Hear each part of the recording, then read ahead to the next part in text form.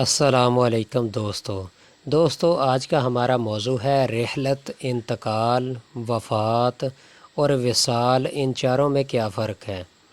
رحلت، انتقال، وفات اور وصال چاروں عربی الفاظ ہیں۔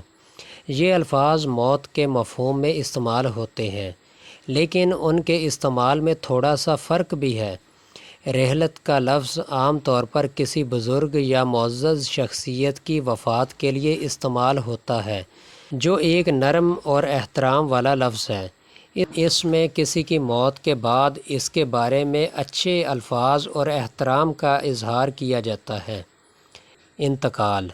انتقال کا لفظ موت کے لیے ایک عام اصطلاح کے طور پر استعمال ہوتا ہے، جو کسی بھی شخص کی وفات کے لیے استعمال ہو سکتا ہے۔ یہ لفظ کسی خاص احترام یا نرمی کا اظہار نہیں کرتا اور عام طور پر کسی بھی عام شخص کی موت کے لیے استعمال ہوتا ہے۔ وفات کا لفظ بھی موت کے لیے استعمال ہوتا ہے اور اس کا مطلب زندگی کا ختم ہو جانا ہے۔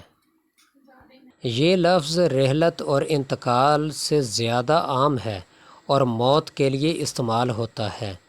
وصال کا لفظ محبت، قربت اور ملاقات کے معنوں میں بھی استعمال ہوتا ہے اور کبھی کبھی موت کے لیے بھی استعمال ہوتا ہے، خاص طور پر روحانی یا مذہبی تناظر میں، جہاں اس کا مطلب خدا سے جا ملنا ہوتا ہے۔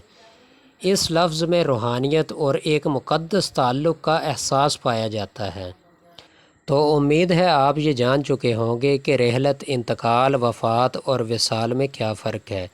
تو آج کے لیے اتنا ہی، ملیں گے ایک نئی ویڈیو کے ساتھ۔ تب تک کے لیے اپنا بہت سارا خیال رکھیں۔ اللہ نگہبان۔